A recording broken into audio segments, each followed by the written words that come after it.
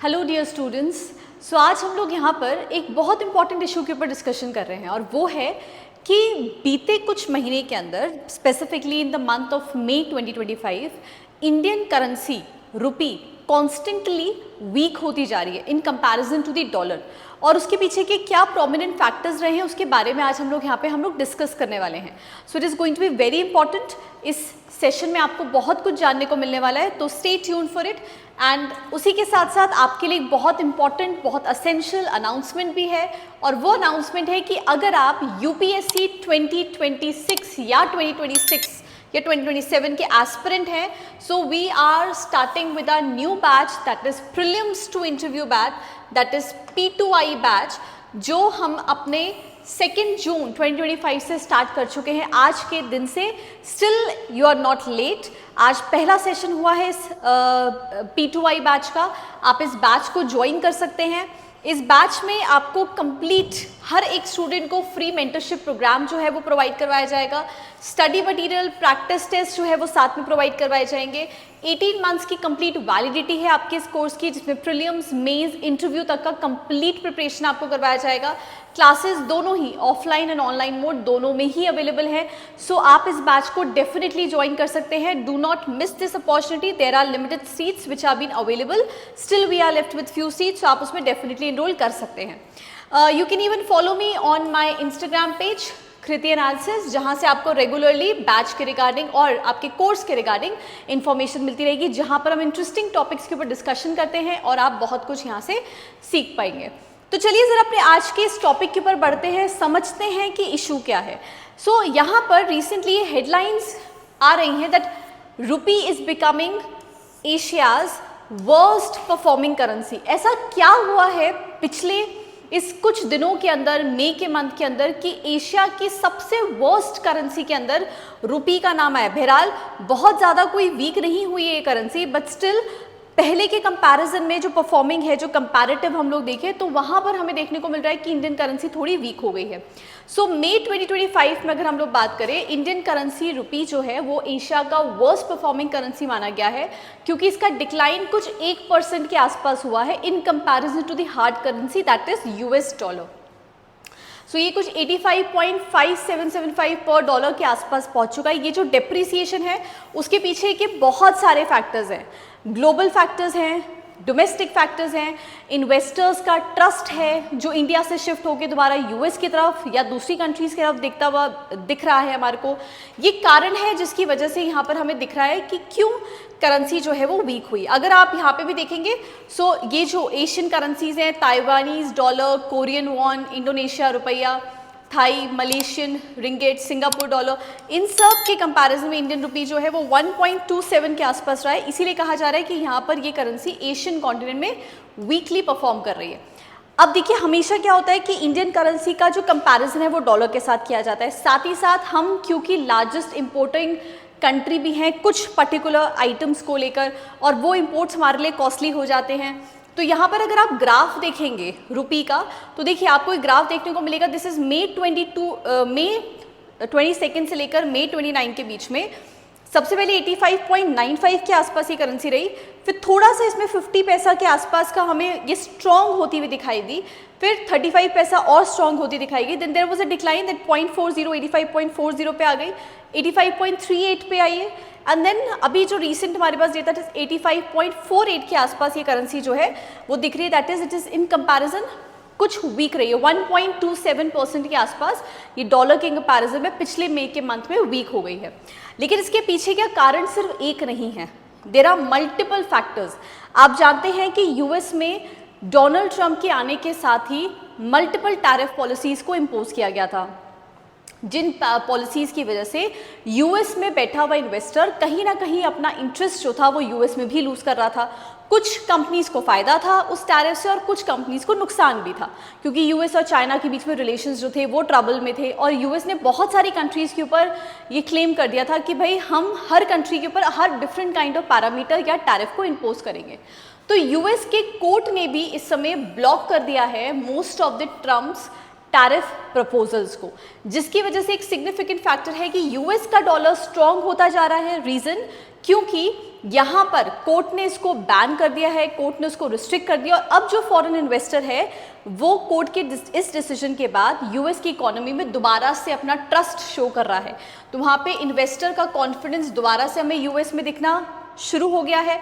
अगर हम लोग डॉलर इंडेक्स की बात करें तो हमेशा ध्यान रखिएगा, डॉलर इंडेक्स बेसिकली क्या होता है कि एक मेजर है जिसके बेसिस पे हम डॉलर की वेटेज को आइडेंटिफाई करते हैं। So it is a measure of the dollar against a basket of major currencies, और अगर वो डॉलर की रेंज अप्रॉक्सीमेटली 100 से ऊपर रहती है तो ये कहा जाता है this is a psychological threshold of 100।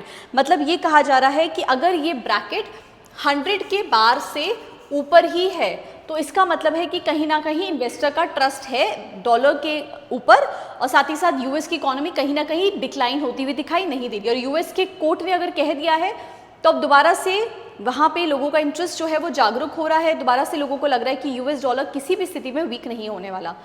As a result the emerging market currencies जैसे रुपी है वो इसके कंपैरिजन में वीक फील कर रहा है in the Asian continent. So this you can see, ये आपको ध्यान होगा इसी तरीके के टैरिफ्स जो है वो ट्रम्प उस समय लेकर बैठे थे जब उन्होंने बोलता कि हम लोग हर कंट्री के ऊपर एक डिफरेंट टैरिफ को इम्पोज करने के ऊपर काम करेंगे। Why this hurts the rupee, rupee को इससे क्यों इम्पैक्ट पड़ रहा है? इम्पैक्ट इसलिए पड़ रहा है क्योंकि अगर स्ट्रॉन्ग डॉलर होगा it is will make India's import more expensive. हम जानते हैं कि हम वर्ल्ड की लार्जेस्ट कंट्रीज में आते हैं जो क्रूड ऑयल को इंपोर्ट करते हैं। We are the third largest country जो क्रूड ऑयल को इंपोर्ट करती है, और हमारे यहाँ पे सबसे बड़ा बिल जो है इंपोर्ट बिल वो भी क्रूड ऑयल का रहता है। सो अगर डॉलर स्ट्रांग होगा और इंडिया वीक होगा तो हमारा जो इंपोर्ट बिल है वो भी ज़्यादा हो जाएगा, हमारे को ज़्यादा कॉस्टली पड़ेंगे इंपोर्ट आइटम्स और भी ऐसी कमोडिटीज़।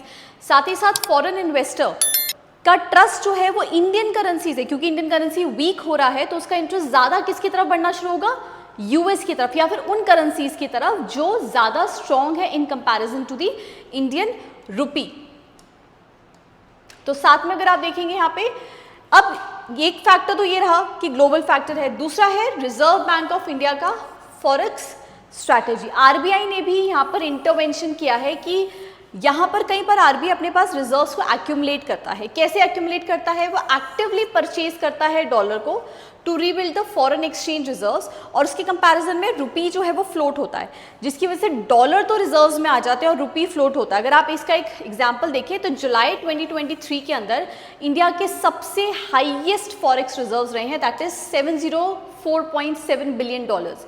लेकिन उसके बाद कॉन्स्टेंटली वो रिजर्व्स हमारे डिक्लाइन होते चले गए और मिड मई तक आते आते अभी ये रिजर्व्स 685.7 बिलियन डॉलर्स के आसपास हो गए हैं। तो आरबीआई ने भी इंटरवेंशन करा है, वो डॉलर्स को बाय करता है, रुपी को मार्केट में इंजेक्ट करता है, जो रुपी की सप्लाई को इंक्रीज करता है बट उसकी वैल्यू को भी लोअर करता है। तो स्टूडेंट्स, अगर आपको ये इकोनॉमिक्स के कॉन्सेप्ट अच्छे से समझने हैं और आप चाहते हैं कि आप इस चीज़ को बहुत अच्छे से बिल्कुल बारीकी से समझ सके आपके एग्जामिनेशन के लिए, तो हम आपके लिए अपने यूट्यूब के एक सीरीज़ लेकर आ रहे हैं which is going to be absolutely free for the students, जिसमें हम लोग डिटेल में इकोनॉमी को स्टेप बाय स्टेप समझेंगे इन सेशंस के अंदर। तो आप हमें कमेंट्स में ज़रूर बताइएगा कि अगर आपका उसमें इंटरेस्ट है तो डेफिनेटली हम वो सीरीज़ आपके लिए लेकर आएंगे।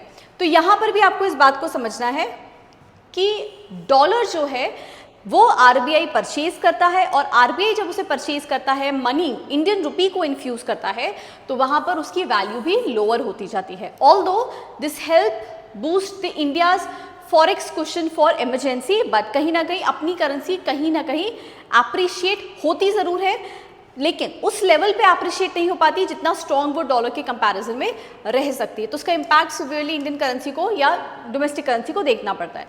नेक्स्ट अगर आप लोग देखेंगे यहाँ पे, तो that is a geopolitical tensions and trade uncertainty. Global level पे हम जानते हैं कि यहाँ पर इस समय बहुत सारे फ्रंट्स के ऊपर यूएस ने अपने टैरिफ्स की वजह से, चाइना और यूएस की पॉलिसीज़ की वजह से, इंडिया के अपने नेबरिंग कंट्रीज़ की वजह से, यूक्रेन रशिया के वॉर की वजह से, इजराइल फलस्तीन के इशू की वजह से, there is a global tension which is been there, जिस चीज़ का इम्पैक्ट डेफिनेटली इकोनॉमी के ऊपर आता है। और हम जानते हैं कि कोई भी देश आज के समय पर आइसोलेशन में नहीं रहता है, every country is been connected with each other, so that is why we call it a globalized world। तो ये जो टेंशन्स और अनसर्टिनिटीज बिल्ड हो गई है ग्लोबल मार्केट के अंदर, वो भी कहीं ना कहीं करेंसीज जो डोमेस्टिक करेंसीज है उनको वीक करती हैं। डेफिनेटली हार्ड करेंसीज पे तो कोई इम्पैक्ट आ नहीं रहा है, बट डेफिनेटली जो वीक करेंसीज है, जो रीजनल करेंसीज हैं, उनको इम्पैक्ट करती हैं। सो रीजनल जियोपॉलिटिकल कंसर्न्स, जैसे हमारे इंडिया के बॉर्डर टेंशन्स चल रहे हैं, इन्वेस्टर का कॉन्फिडेंस कहीं ना कहीं इस चीज़ को शेकी बना देता है कि भाई कल को अगर वॉर लाइक कंडीशन हो गई तो क्या ये नेशन स्टेबल हो पाएगा या नहीं हो पाएगा। इन्वेस्टर का रिएक्शन अगर इन कंडीशन में आप देखें, so it's a quite volatile state. वो इन्वेस्टर हमेशा अपना मनी ऐसे नेशन में लगाना चाहेगा, ऐसी मार्केट में लगाना चाहेगा जहां पर ज़्यादा स्टेबिलिटी हो। अगर उसे इनस्टेबिलिटी लगेगी तो वो अपने पैसे को एक जगह से इन्वेस्ट करके दूसरी जगह पे लेकर जाएगा और वो मार्केट के अंदर बहुत बड़ी मात्रा में वॉलेटिलिटी को प्रोड्यूस कर देता है, which is not good for any of the economy. तो ये भी हम साथ में देखते हैं कि यहाँ पर ट्रंप ने भी चाइना के ऊपर चार्जेस लगाए हैं कि वो ट्रेड डील को मान नहीं रहा है और उसकी वजह से वो एल्युमिनियम और स्टील के ऊपर टैरिफ्स को इंक्रीज करने। हम जानते हैं कि भाई चाइना और यूएस के बीच में तो ये कॉन्स्टेंटली चलता ही रहता है वॉर, और ये कंटिन्यूस वॉरफेयर है। ऑयल प्राइसेस की भी अगर हम लोग बात करें तो इंडिया बहुत बड़ी मात्रा में ऑयल के ऊपर डिपेंडेंट है। हम वर्ल्ड की 3rd largest oil importer country हैं और हम ये जानते हैं कि we are highly sensitive to the fluctuation.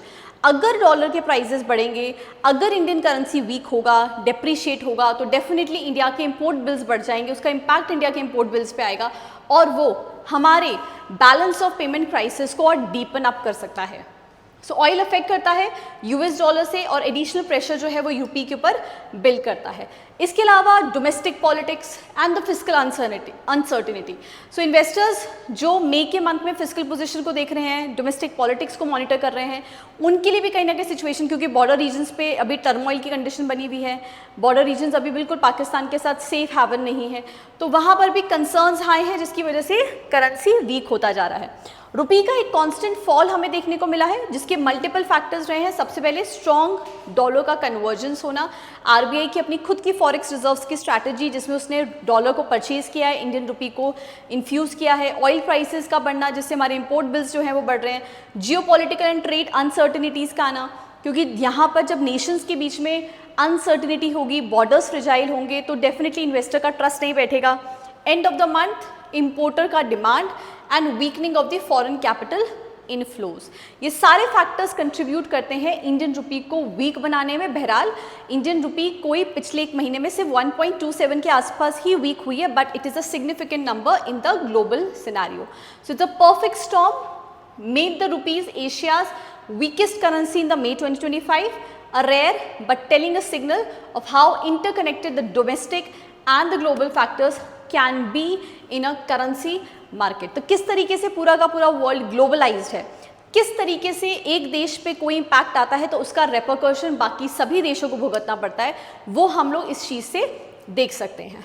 So students, हम लोगों ने यहाँ पर इस चीज़ को क्लियरली आपके साथ शेयर किया है, आपको समझाया है कि क्या इम्पैक्ट रहा है एशिया के अंदर अगर इंडियन रुपी को वीकेस्ट करेंसी माना जा रहा है। सो आई होप आपको ये लेक्चर अच्छे से समझ में भी आया होगा। And do let us know कि अगर आप हमारे से चाहते हैं कि हम आपके लिए फ्री इकोनॉमिक्स की सीरीज़ जो है वो अपने यूट्यूब पे लेकर आएँ, जिसमें हम लोग बिल्कुल बेसिक से लेकर एडवांस तक 2026 के लिए आपको प्रिपेयर करेंगे, सो हमें कमेंट्स में ज़रूर बताइएगा, अपना इंटरेस्ट ज़रूर दिखाइएगा। सो मिलेंगे ऐसी एक नई टॉपिक के साथ और अच्छी इन्फॉर्मेशन के साथ, नए कंटेंट आपके लिए लेकर आएंगे। And do subscribe to our channel for more such content. Till then take care everyone, thank you so much. Jai Hind, जय भारत।